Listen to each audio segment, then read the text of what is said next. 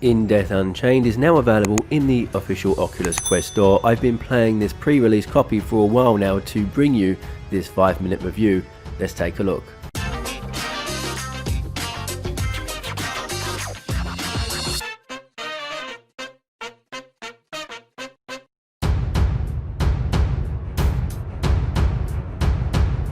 This game is a roguelite bow and arrow shooter where you have to take on the forsaken souls and demons that have taken over the afterlife as you battle through heaven, purgatory and hell. Now you move using this bow teleportation mechanic you see here, but smooth locomotion will also be coming at some point with an update after the game's release. The game starts you off with a tutorial to help you to get to grips with the basics before you arrive in the sanctuary, which is like your home base. Here you can see where you are on the online leaderboard, you can track your progress and see what achievements and upgrades you have unlocked and those you have yet to unlock. Then you have your 3 main stages: Paradise Lost, which you have to unlock, the Abyss, which you also have to unlock, and Purgatory, which is the stage you start off in. Environments are procedurally generated, so here you're seeing the start of my first attempt at Purgatory. And now when you see the start of my second attempt, you see the layout has changed. Each time you go into a stage, the map layout, enemy spawn points and loot locations will be different. Further to this, the more you progress through the achievement tree, the more powerful your character becomes and the more difficult the enemy encounters become.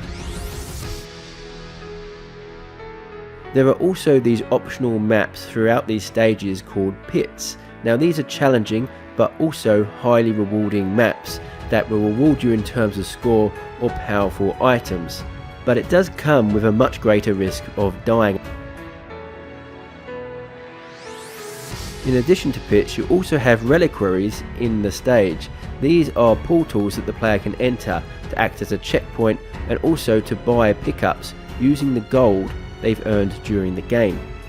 Now looking at the bow, you have a health bar in orange and an ammo bar in yellow. This ammo bar represents the ammo of special arrows like ice arrows, explosive arrows or volleys. There's about 29 different types of arrow in this game. You also have a shield which you can bash enemies with and defend attacks, and in your right hand you have something called a shard which you can throw to make smaller movements when compared to using your bow for teleportation. There is a boss at the end of each stage, and when you complete a stage or die, it lists all of your achievements and what they unlock, shows your total score and lines up all of your kills in that playthrough. And each time you complete one full playthrough of the game, the stages get more and more difficult with each playthrough.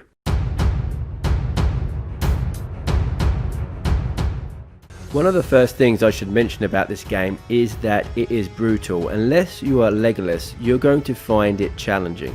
So a casual gameplay experience it is not, but as challenging as it is, it never feels unfair. If you die, more often than not, it's because you weren't fast enough, accurate enough, or making good use of the terrain. For example, it's often good practice to take advantage of the rooftops and the high ground to surprise your enemies from above. But make no mistake, expect to die and expect to die often, but you will find you will improve with each playthrough. There is also a crossbow you can unlock after 101 kills, and this makes the game quite a bit easier, but don't expect the game to cut you too much slack. The different enemy types, the bosses, the randomized level design, unlockables, and ever increasing difficulty all serve to keep the game feeling pretty fresh, even with multiple run-throughs of the same stage. Although there can be a strong similarity between one playthrough and the next despite this randomization.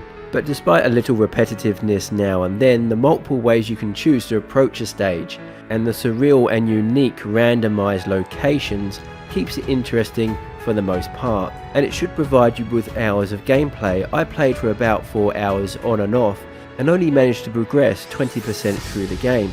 In addition to this, it has a great atmosphere which is enhanced by the sounds.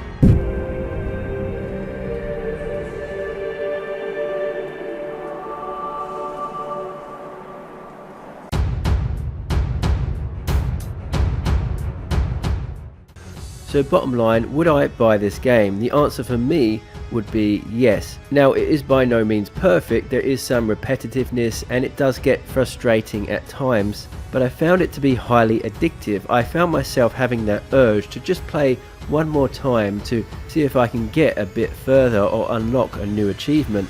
And the fact that this game relies so much on strategy and your own skill means that when you do clear a level, you really feel like you've earned it. On top of that, I love the afterlife theme with the locations and the enemies, and everything works as it should.